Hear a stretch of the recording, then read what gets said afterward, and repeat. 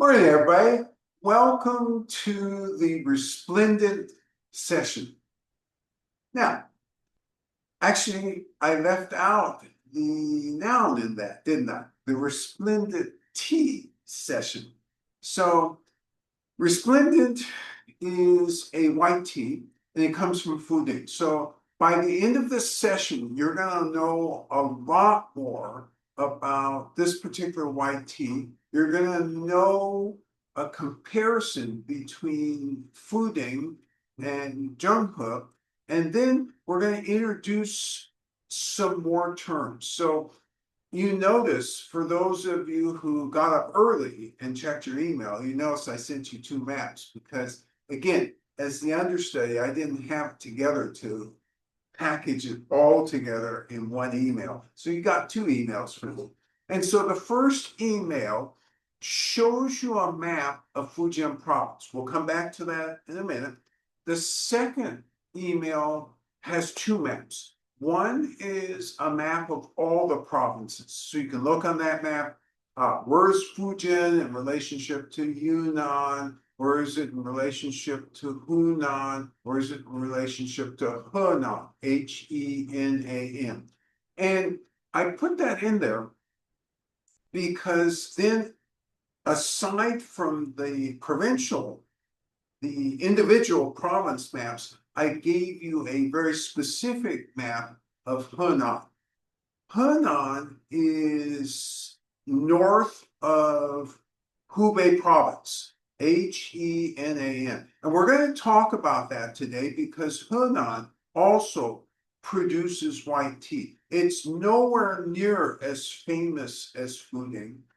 And there's been more attention paid to Yunnan white teas because it's kind of a novelty. But Henan actually these years has gotten somewhat famous for producing white tea. They're increasing their production, and it looks like as a trend moving forward, they're going to end up producing a lot of white tea. And I want to talk about some of the differences. And you notice geographically from Fujian province, that's further north, and Yunnan, if you look at the differences in location, is further south. So you're going to have two widely different terroirs. Those terroirs are going to be both weather terroirs as well as geological formation terroirs. So the soil will be vastly different. And so you're going to get an end result, a differing end result in the white tea. So I put that there for illustration purposes. So let's go back to the first map. The first map is a Fujian. Let's get ourselves located where we are today. So I said Fujian. And very specifically, very close to Fujian, Taimu Mountain, Taimu. So if you look in the top right quadrant, now let's use directions like any proper map or cartographer would say, the northeast quadrant. Up there, you see Fuding. Fujian is the name of the county or small township, and that is where this tea comes from. And that is called one of the birthplaces of white tea. Why do I say it's called one of the birthplaces? Many people, when they discuss, and this is in the tea industry, when they discuss white tea, also look at Zhenghe, Chenghe. So Zhenghe is on this map also, and it would be to the west of Fujian. And those two places are the most famous for producing white tea in the world, and certainly in China. So let's go back to Fujian. Fujian, if you look right to the coast, you'll see Taimu Mountain, Taimu Mountain. So the best, the most wonderful, the most resplendent of the white teas in that particular region comes from Taimou Mountain. And all the legends about how white tea originated and so forth center around Taimou Mountain. Beautiful scenic area. I've already lightly talked about the history of white tea. So we're not going to talk a lot about that because you get in the weeds with that, and there's lots and lots of disagreement about specifics of when did white tea occur? When was it invented? So remember, let's not get into the weeds today. Let's just assume that the shortcut that I use, mid 1800s, is correct. As more information comes, I'll share it with you. Because if they discover really there was white tea pre-1800s, white tea as we know it today is what I'm talking about, then I'll share that with you. But right now, these are all academic arguments. They're not for us. We're tea drinkers. Now, before we jump into Resplendent, let's talk a little bit about shop news, because this is actually quite relevant to today's overall discussion. So, a pair, a husband and wife, truly chill customers came in this week. And they said to me, okay, you know what? We've been to every tea shop we can find in Northern California. We've tasted everything. Why is it that Sophie's tea is consistently, as in always, better than the teas at the other shop? And so I went through a list of, a number of things, and there's many factors which relate to that. But I realized later that there's one factor that we know we do here, but we don't talk about because it's so internalized and we've been doing it for so many years. But it makes a world of difference. So you can buy tea from people who are on TikTok. You can buy tea who say, oh, yeah, I'm this farmer, and oh, I'm in this place, and I produce this tea. And there's all these advertisements. There'll be fewer and fewer with the current tariff situation, but that's a whole nother subject. So there's all these advertisements, everybody's saying, yeah, my tea is the best. But at the end of the day, who tells you the difference? It's not me. It's not even the tea master. It's the tea leaves tell the story. When you drink the tea, you yourselves know, oh, this is different. This is good. So how do we ensure this? Of course, we go to the farms. Without question, we go to the farms. We go to observe farming practices. We go to build relationships with the farmers. We go because tea scientists have said, oh, you ought to go to this farm because they're doing an unusual practice. It's a really good practice. Okay, we go. We go because the tea elites say, hey, this set of farmers is doing something special. Those are all the reasons we go. When we get tea, and let's be very clear about this because this is one of the things that we've already sublimated into our consciousness, and we don't really talk about it except tangentially. We're going to talk about very directly today. Where does that tea go? How is the process? What? We go to the farm, we look around, oh, I'll take 50 pounds of that. We throw it in a suitcase. By the time we come home, we have 20 or 30 suitcases. Is that what happens? No, we don't bring in tea that way. And in fact, it's technically illegal to bring in tea that way. If you're going to be selling it, the FDA ought to take a look at it. Therefore, it ought to go through their plants in China. So that's one thing we have happen. But what's the second thing that occurs? And it's actually the first thing that occurs long before it gets to the FDA plants, that again distinguishes us as being able to present a tea library to you that's unlike any other. And that is, we work with the state-owned factories. And the state-owned factories, they look at all the tea that we want to buy. And they look, and so what are we talking about here? Just so that you're real clear about this. The state-owned factories are where the history of Chinese tea resides. It's the state-owned factories and research institutes. Those two places have tea literacy, so to speak.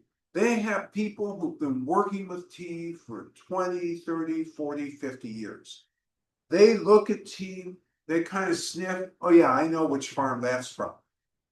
They are of that quality in terms of determining, is this good tea or is this not good tea? And theirs is experiential quality, because I will tell you this, pre-1984, all tea went through state factories. Post-1984, more and more tea started to be separately sold. The issue with leaving the state factories, especially in terms of evaluation purposes, is that you don't have experienced people looking. So yes, I actually am qualified. The tea master and I are absolutely qualified to go to these open markets in these small townships. They're cute. You go there and everybody's hawking their wares. We're qualified to look at that stuff. Oh, that looks pretty good. But is that the way we ever buy tea? And the answer is no. And what is that missing if we buy tea that way? In fact, now that we're on this subject, what is it missing if any farmer directly via the internet sells you tea? Well, it's missing a lot of things. The very most important thing is you don't have a set of 20 to 30 different eyes, experienced eyes by them, and very experienced noses. Oh, and it helps that they have experienced palates as well, looking and evaluating this stuff. The tea industry is full of tricks. You have injection tricks. You have spray-on tricks. You have all the most unpleasant things you ever want to hear leave my mouth in terms of alteration of tea leaves in order to fool the consumer, in order to get more money for the product. And then you have the tea leaves which have gone through the craft process, which go through the state-owned institutions as they look, oh, this is really uniform.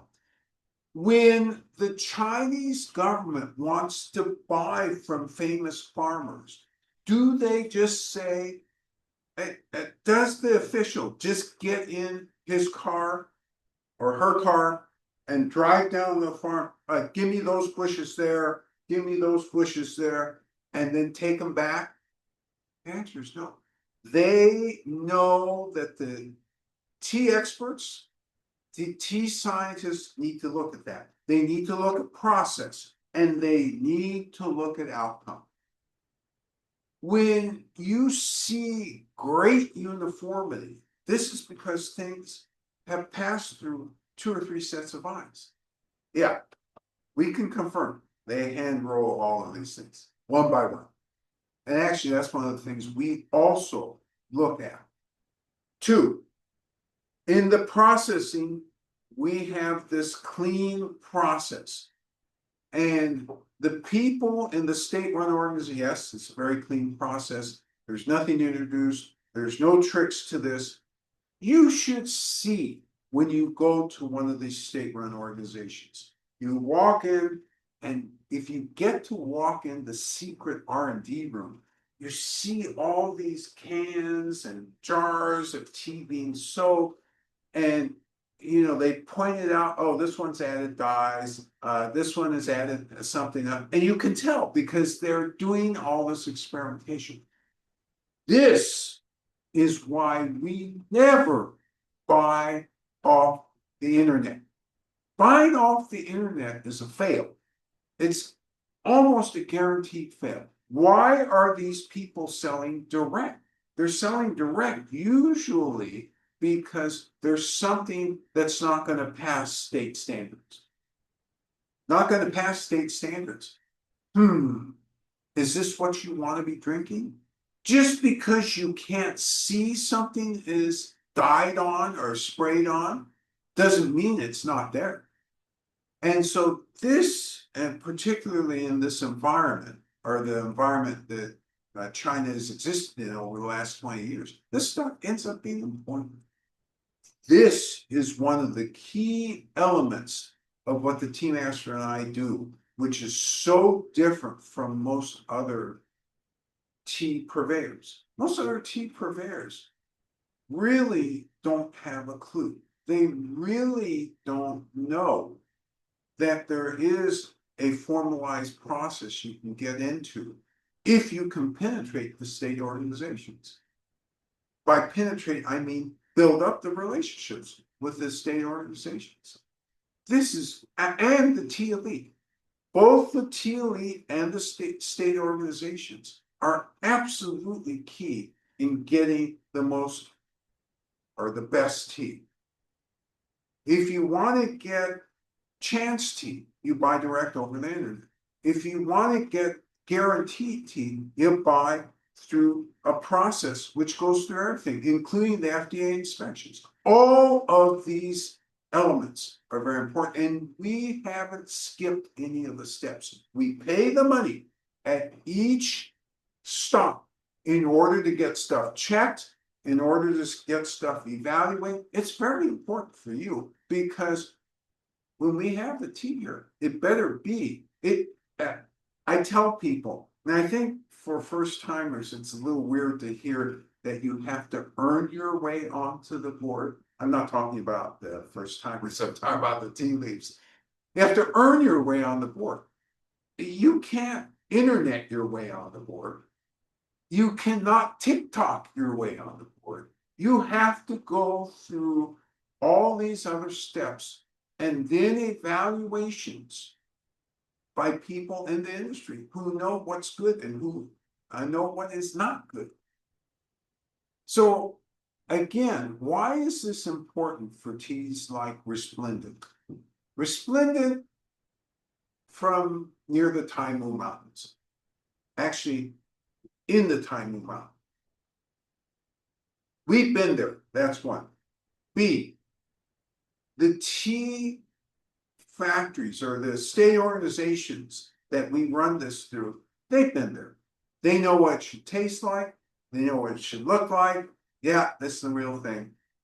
This is uniform. This is done at a good standard. Ooh, this is not so good. Will that really earn its way on your board? Not a chance. So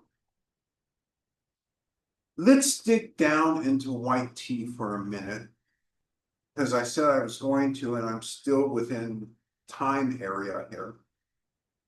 I said there was a very interesting article that came out, scientific article that came out, and it was done in China, that came out about 3 areas of white tea. The famous area, Fujian, Zhenghe area, then Xinjiang, which is becoming more and more famous. By the way, we have tea from Xinjiang, but it's not white tea. It's one of the most famous green teas, and that's green sanctity.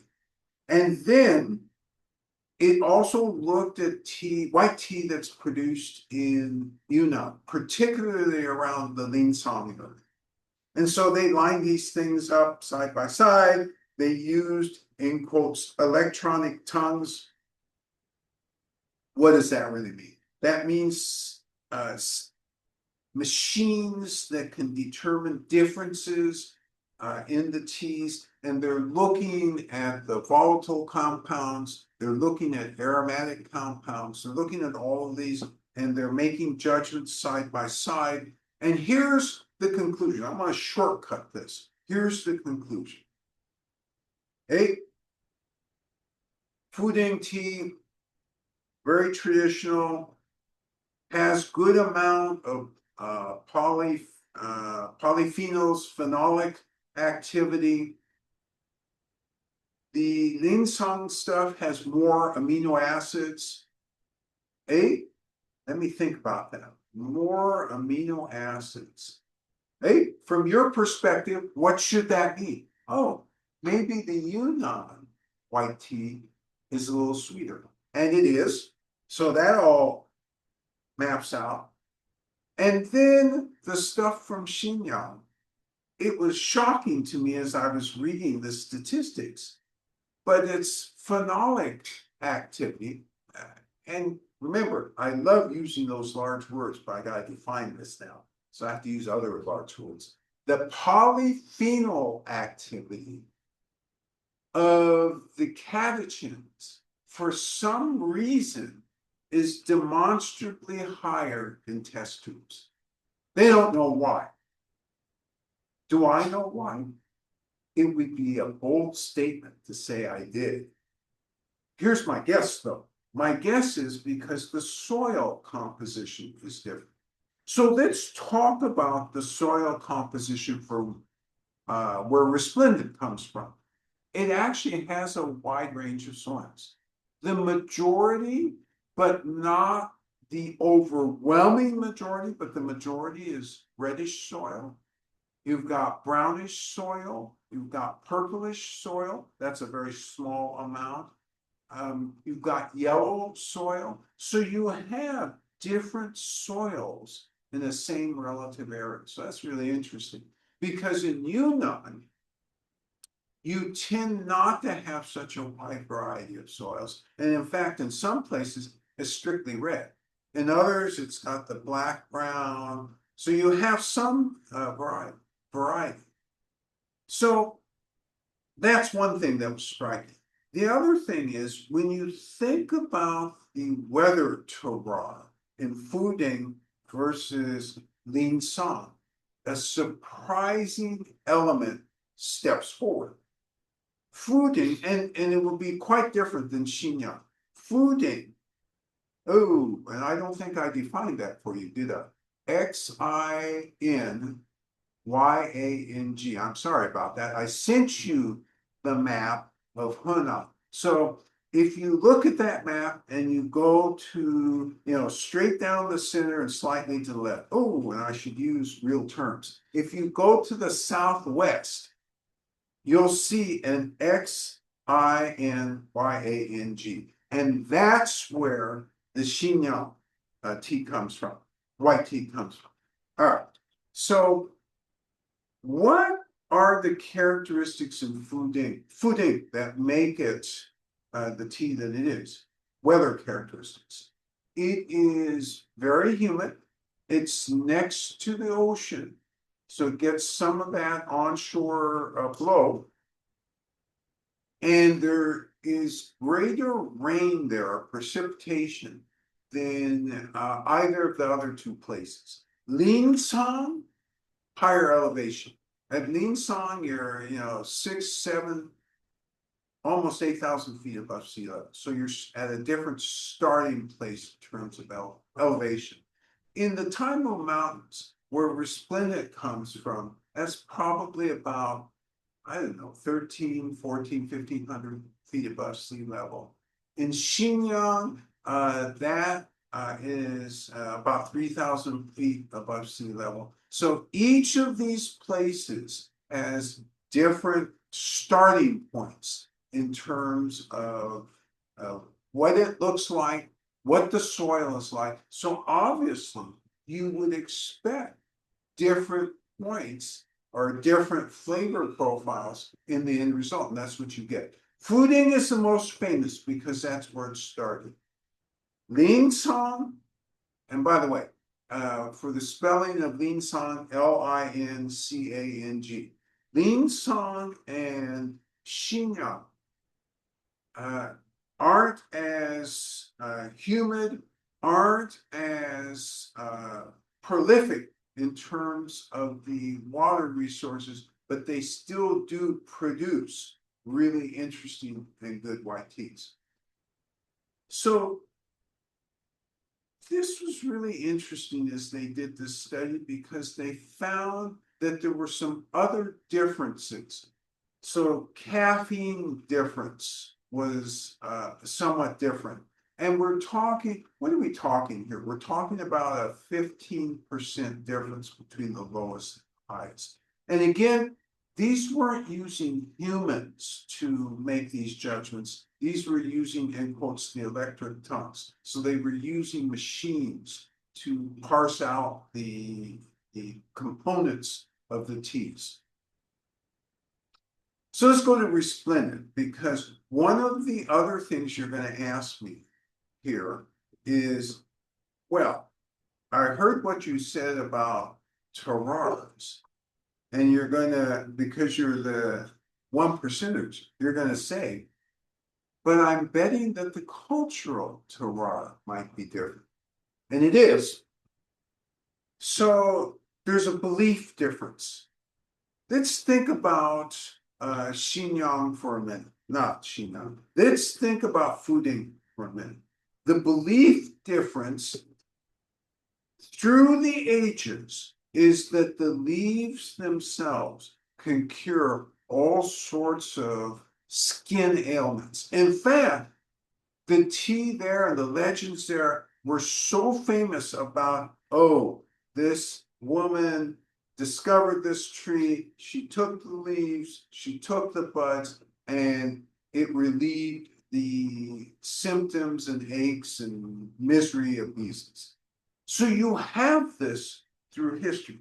Xinjiang doesn't have a history. It doesn't have a cultural terroir associated with this. Ninsang doesn't either. These places weren't doing white tea until very recently. Fujian, Zhenghe, truly the home of white tea. Now, all this talk about Fujian, all this talk about Ninsang, I know it's making your feet itchy because you're thinking, why aren't I going to China and looking at these places? But in addition to making the feet itchy, your tongues are dry. So, with that in mind, and with the fact that I can sense the presence and power of the tea master bearing down on me, we're going to take a 10-second break here. We're going to switch positions and go behind the counter. We will demonstrate how to brew. See, the tea master couldn't even wait. And then you'll brew, and we'll talk about the differences or what you perceive, the quality aspects you perceive of the tea. So let's take our 10-second break and let's switch positions here.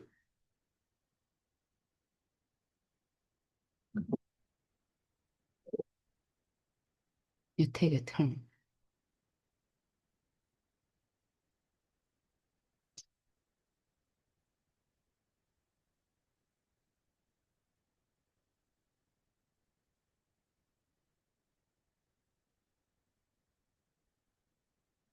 All right.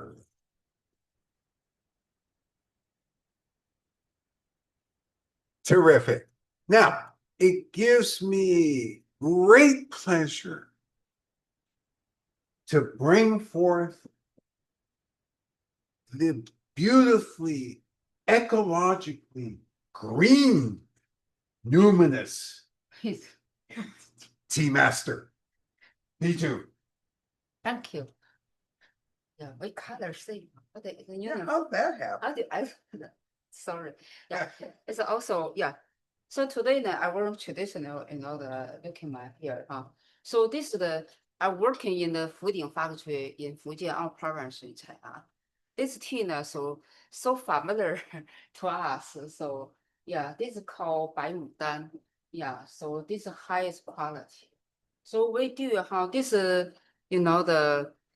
I still use it, the traditional style, but this this term bridge to American. So also looking how this John help me. Yeah, I take the So the tea master just said something very interesting. While I'm helping her, I'm going to take a digression. She said, "Bai Mudan." That literally translates to white peony. Now, we had white peony 2 weeks ago, but it was Zhenghe white peony. It was aged 10, 11 years. This is brand new white peony from Fujian. And so you get a chance to make a comparison here. Now, the setup is as usual. 2 cups are all you need. We're using 3 in order to speed up the process. this same so I work in this is the gentle Heating the cups, making sure that they're completely clean and all ready to deliver great white tea taste. A strainer, a tray, and a tea toy. What is it you need? You need 2 cups and a strainer. It's very convenient to have a tray, but there are all sorts of different setups, and all of them are okay. If they work for you, they work for us. 这个是2份，对不对？是3份，分两分2份，对。 minutes. Yeah. So I'm already setting the timer for 2 minutes. I've started. Tea master is.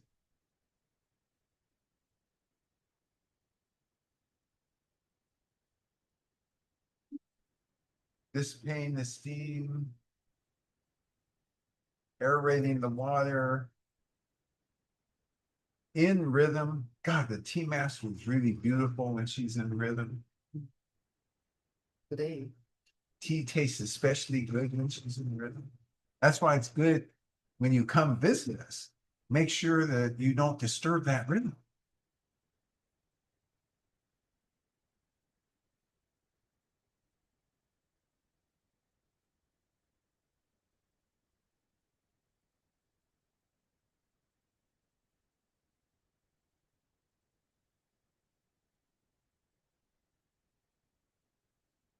She's getting the tea leaves. You already have them pre-measured in bag number 3. Yeah. Labeled Resplendent. And when it comes your turn to brew, one of the things you should note is especially compared to Zhenghe, is kind of the thickness and the enormity of the leaves.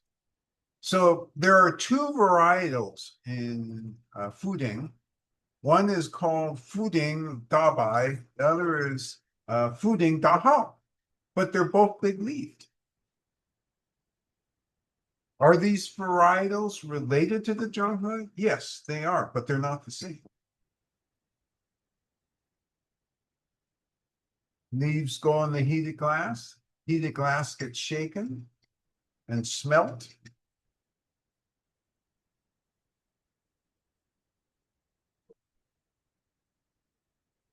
Water goes back into the kettle because the kettle has a nice spout where you can control the pour.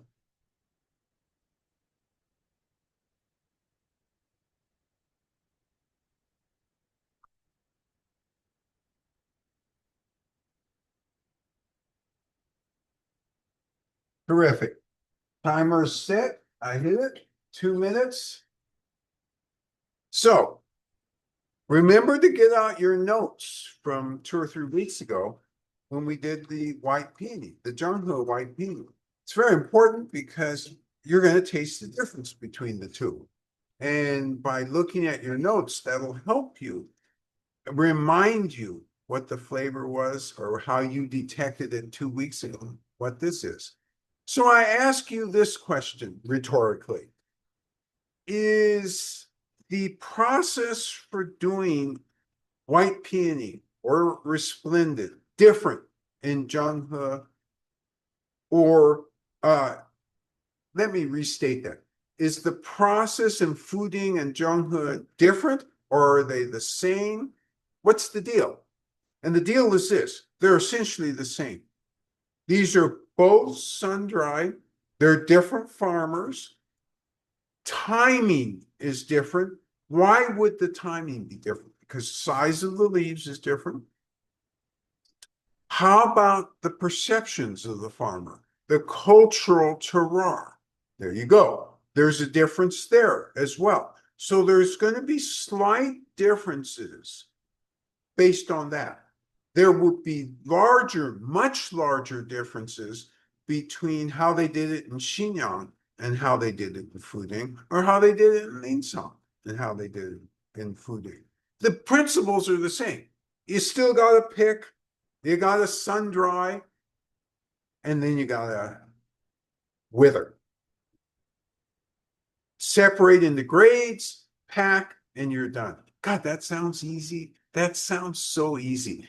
If it were so easy, why aren't we hearing about famous white tea elsewhere? If it were so easy. And the answer is, yeah, it's easy to say that, hard to actually do it at this level.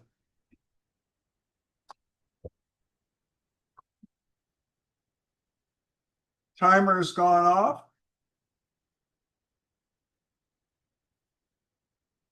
And look at the beautiful rhythm that Biju has. Not in a hurry, just steady. Just like this is a beautiful day. No worries on my mind. Wow, just 这 beautiful. 告它有个 secret，so Oh, secret. So, I love so- secrets. What you secrets can- we have? no leaves, right? Can you do no leaves inside? But flavors best here. But also, so this is the secret. I slowly, so I put in here water after water. This brewing, 就是叫它落一下。 Oh, wow. Yeah. I'm This learning water- stuff all the time. I am learning. Oh, thank you. Yeah. I this am your- learning. I didn't know. No wonder Yeah. when the tea master does it, it's so much better than when I do it. There's a secret there. So what she was referring to is after she separated out the tea water, the tea leaves were in the strainer. She put it back in the original brewing container, used the backside of the tea strainer to contain the leaves in there, and lightly Mhm. constrained the leaves and then poured in the remnants 你告诉这 of 个 the tea. Hold on a second. Of the tea, and that enriches the flavor. What do you say, babe? 这杯最好不要特别茶叶，还要能做得到紫白色。就是这里头串口的时候，就是这个串口茶叶整个有在它的那个 strainer 里，就会有 some water Yeah. and bloom。就是不能最好就是茶叶不能在里面。 Yeah. So, and this is a good point. When you pour into the your cup here, you want to make sure as many leaves stay in the strainer and Yes. don't go in the cup. That's the best way. Yes. All right, let's take a look at this. This is a beautiful color. This is different than the white peony color. If you took good notes, you'll notice right away. This is different than the white peony color from Zhonghe. And we're going to enter the quality arena. So what are we looking for? We're looking for where's the astringency? What's the aftertaste? And how the heck do I feel? What are the energetics of this? 175 degrees sip, sorry.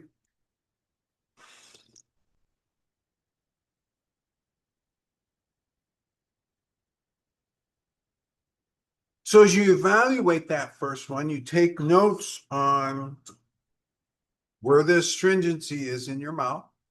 And I definitely feel it. Yep, I have an aftertaste. I'm kind of waiting on the energetics. I'm going to take a second sip.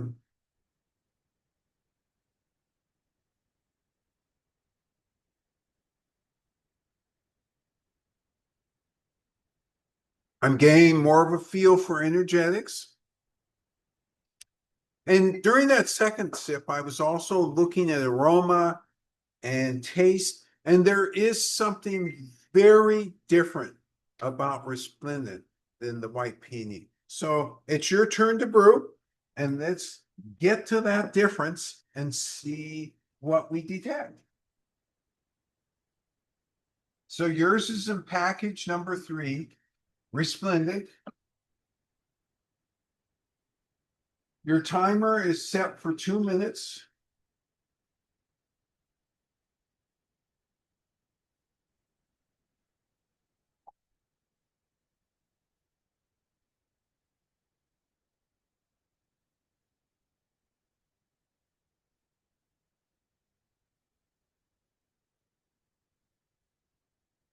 Going through the cooling, aerating the water, dissipating the steam process here. Remember, you can, and actually that was making sure the cups were in perfect shape. You can use any temperature between 170 and 212. Once you draw your water, though, it shouldn't be higher than about 175. And that's when you go through the dissipation and so forth. So I said that a little early just a second ago.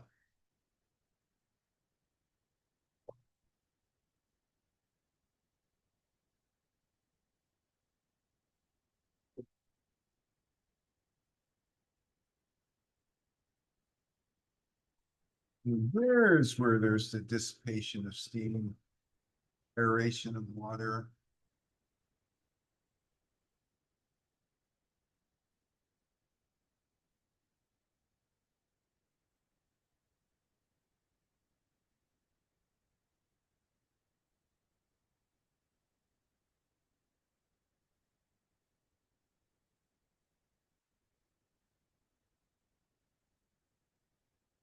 All right, you grab your leaves. Package number 3, Resplendent. Try not to touch them with your hands. You know, we're careful to transfer, not using a hand transfer. Here's a question. Why does the tea master pour water between the cups? 我让它速度要快一些，dissipate the Oh, steam. I see. Why she split them? Is that the question? Yeah, Or pour water between the cups? Okay. So I think the question probably relates to one, right? why are there 2 cups with half and half? Okay. And the reason would be she's trying to cool the water faster. fast. Did I catch is that what the questioner was really asking? I think so. Okay. Okay. And there's a comment, the Yeah. leaves seem to smell more umami than white peony. Okay. Wow. This is a experienced tea drinker who made this comment, a 1%er. The tea leaves smell more umami than the white peony from 2 weeks ago. So let's think about that for a minute. You set your timer, by the way. Don't forget to do that. Is the purpose also back to the question about the water? Yeah. To heat the cups? Yeah. No, Uh, no, because the cups are preheated. yeah, preheated, but I still keeping it, the warm. I see, And retaining also the warmth. dissipate the Okay. steam. So this is for tea master, The primary Yeah. purpose is to dissipate the steam because when you put it into 2 cups like this, the it's steam fast. Yeah. I is think faster. fast. Yes, you get a side benefit of it keeps the cup warm, but these cups are going to be warm anyway. So good question, good follow-up. So I think I said it. Yeah, I did say it. Okay. So what was the comment previously? Because I was just about to make a comment. The umami? Yeah, more than white peony. Ah, yes. Smell. Ah, good. Thank you. The difference between the two, and this is something, if you think about it a minute, instead of having me answer that, think about the difference between them for a second.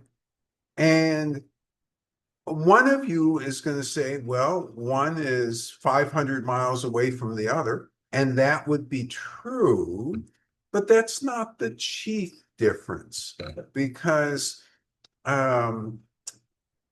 realistically, you are using two different varietals that will add to the difference. But the number one element isn't the fact that there's distance or two varietals, it's age.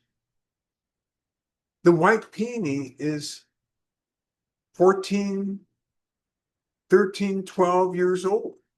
This is a year old. And a year-old white peony, and this is why I love the fact that you started off with the umami comment. If it is any good, it's gonna have umami. But once you age it, part of this slow oxidation process washes out that umami This you can watch. and substitutes with other things. All right, go ahead. This you can watch, but it's very slowly gentle. Very slowly gentle.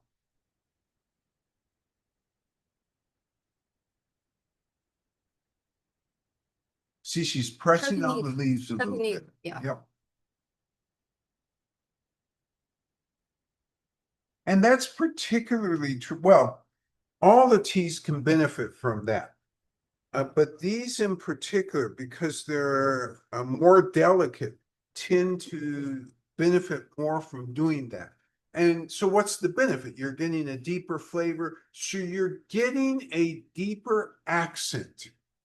And what do I mean by accent? It's not necessarily the main flavor, it's the underlying flavors.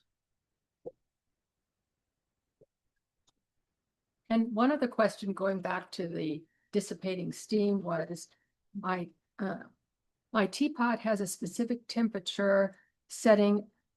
So if I set it to 175, do I need to dissipate the heat by pouring the water between cups? Great question, and the answer is absolutely yes. You will find, especially for fooding and the more delicate white teas, that if you can get that temperature closer to 170, doesn't remember here. So let's back up a minute. Sometimes it seems like there should be an unvarying number that you always use. And the answer to that is no. It's really an unvarying range. So really, you want that number to be between 165 and 175. If you're closer to 175, you're going to flatten lightly some of the underlying flavors. If you're closer to 165, you will intensify slightly. 170 seems to be about the sweet spot. But you know what? We're living in the world. And to get a preciseness like that, that's not realistic for all of us. What's realistic is to be close.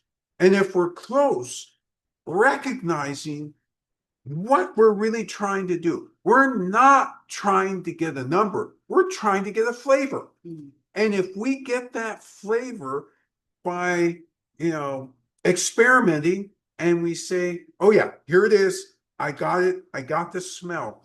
Because once you are experienced, again, you're the 1%ers. You're the ones who can touch the cup. Ooh, this is 250.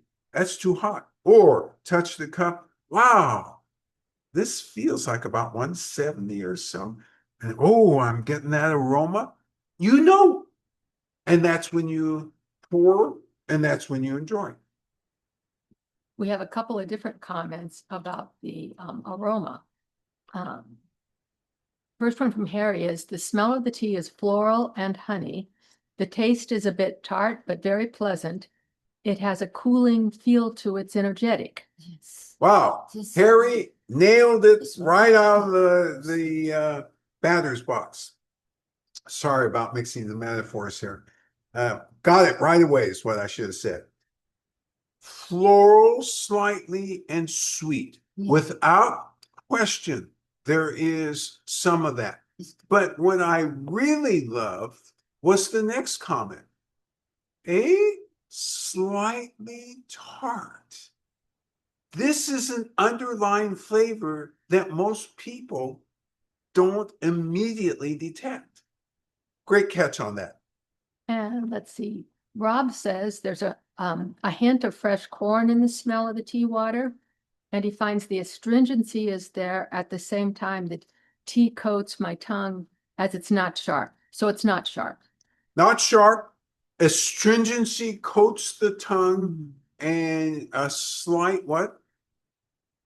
Astringency. A slight astringency. Yes. So it's not highly astringent, not sharp, but it coats the tongue. Actually, everybody is really lining up. Peter comments, very interesting white tea to wrap up the series. A wonderful astringency that spreads on the tongue and a warm feeling in the belly. If I were given this with no forewarning, if I were given this with no forewarning, there's a chance I might mistake it for a red and lose considerable ranking. Wow. Great comment, Peter. So there's a calming, there's a warming, there is a what was the first part of that? Because the first part was The wonderful astringency. the wonderful astringency. So all of you are floating around this astringency, and you all qualify as one percenters because you don't say, "Oh, God, there's astringency." Instead, you comment on the nature of the astringency. A wonderful astringency. There is a wonderful astringency. And you mix that with slightly tart, with honey and floral, with umami, and all of a sudden you're building a picture of this tea. Now, look back at your notes when we did white peony. You didn't start out with honey and sweet. You didn't start out with a wonderful astringency. You started out with some other things. This is very different. Yeah. Kathy says, so many trichomes. Oh, great comment. And I'm looking here. So many trichomes. As a reminder, everybody, trichomes are the white hairs. And fooding in particular is famous for the intensity of trichomes. And good catch on that, Kathy. And I agree with Peter on the warming in the belly, going back to that. There is a warming in the belly on this one. And Kay has captured that along with Peter. And why I like this is because typically when it's a lower grade, you don't get the accentuated flavors, you don't get that calming. And, you ask about, well, how do you tell quality? This is why we're talking about this. These are all quality characteristics of fine white tea. You drink white tea from some unknown place that's not Fuding or Zhenghe or even Linsang or Xinyang. It is not the same. And so you start off with a difference of what white tea is. But when you come here and you try this, it's like, oh my God, warming astringence. Jennifer adds, white peony felt more full, rich, and substantial. I'm really enjoying this tea as well. In addition to the corn and umami, I also pick up butter as well. Jennifer, great comment.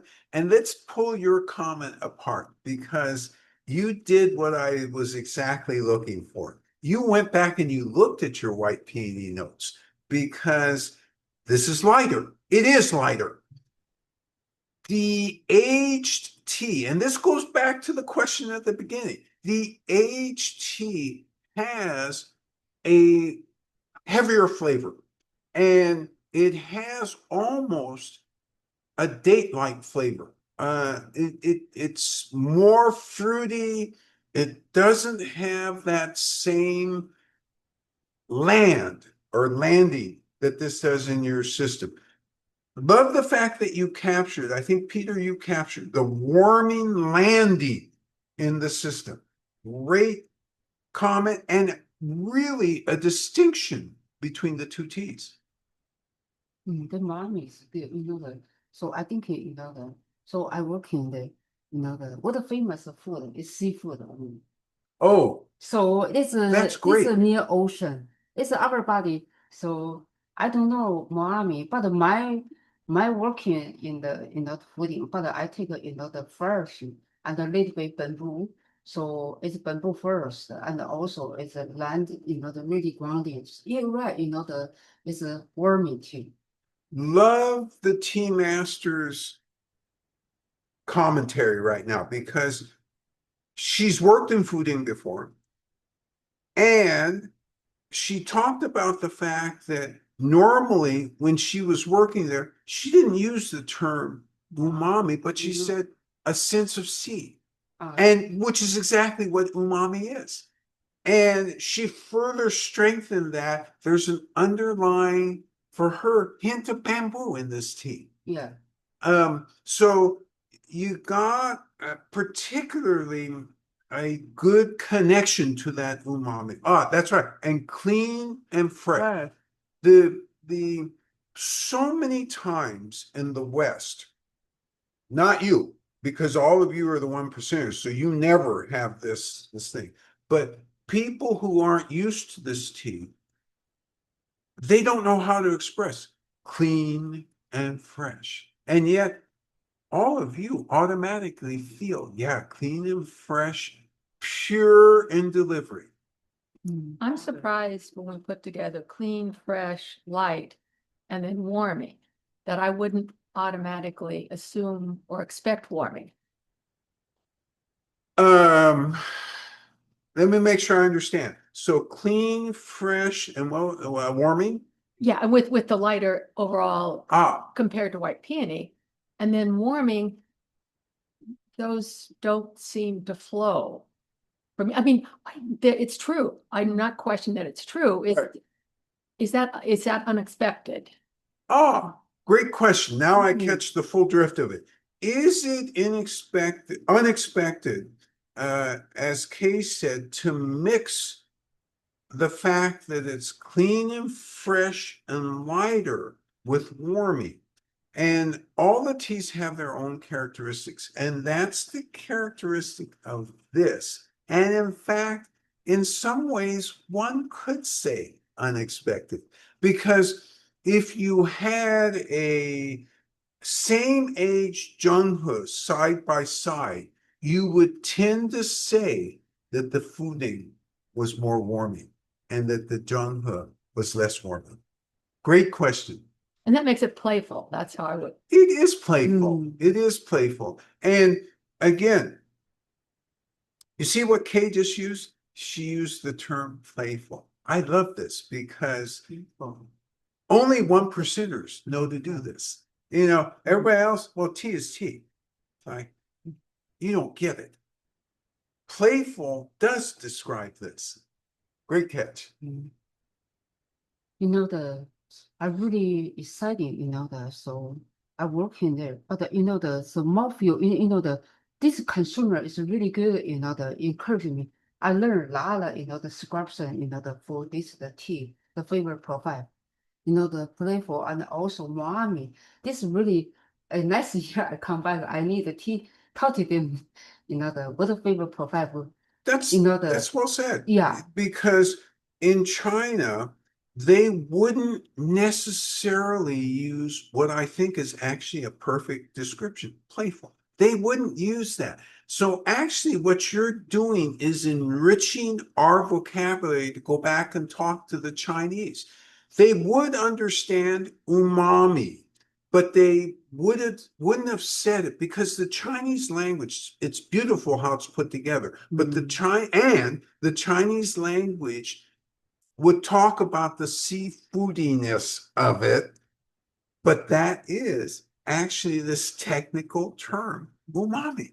Mm. And so it's great to have these exchanges. And actually, Tea Master and I do take back the languages as we understand what you give us and sometimes parse it out in certain ways and then communicate it back to the Chinese. Chinese kind of nod their, hey, that's pretty good. That's No, pretty good. we learn each other. Yeah, we learn Whatever from each other. matter, There's no question. You know, yeah. There's no question because the cultural terroir, the starting point is different. And yet, just because the starting point is different doesn't mean that we don't understand each other. We're just using a slightly different, we're catching all the same things. We're using different terminology to describe it. Yeah, okay. That's fun. Kathy says, thank you. Hard to drink this slowly. She says, thank you, and what? Hard to drink this Oh, slowly. hard to drink this slowly. You know, this is absolutely true. The really great teas at this temperature, it is enormously hard to slow oneself down. If one isn't present, it's just you consume this thing in 60 seconds, and it's like, how did that happen? And yet, when you take the time to be present, you get 30 minutes or 20 minutes of real enjoyment as it interacts with your system.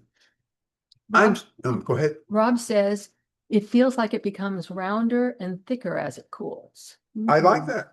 Rounder, Rob notes rounder and thicker as it cools. And it's both cooling and you being present. It's both things together because when you're present, you start detecting more and more of the flavor. And yes, it is cooling and time is passing, but it is both things going on at the same time. As usual, I think I learn as much from all of you as I hope you learn from us. These sessions are magic. And this white tea session was one of the most fun sessions that we put together so far.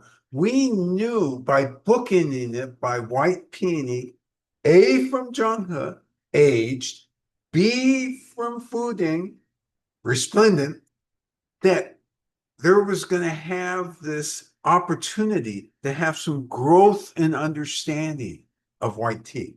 And that's clearly occurred here. And the whole white tea session this time was very, very fun. We're done with white tea temporarily.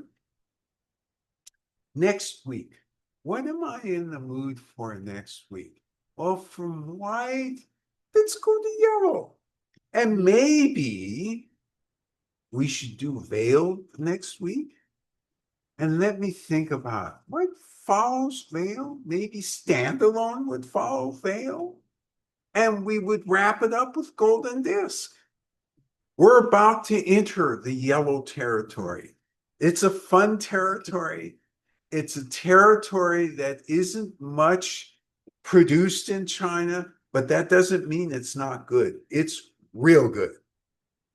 Thank you all for great comments. I salute you for just how being present and on top of this you are. Your responsibilities this week, COVID is increasing all over everywhere, except one place, the tea shop. It's decreasing, and you're part of that decreasing COVID. All right, we'll see you next week. Bye-bye. Take care now. Bye-bye. Bye-bye. Everybody. Bye-bye.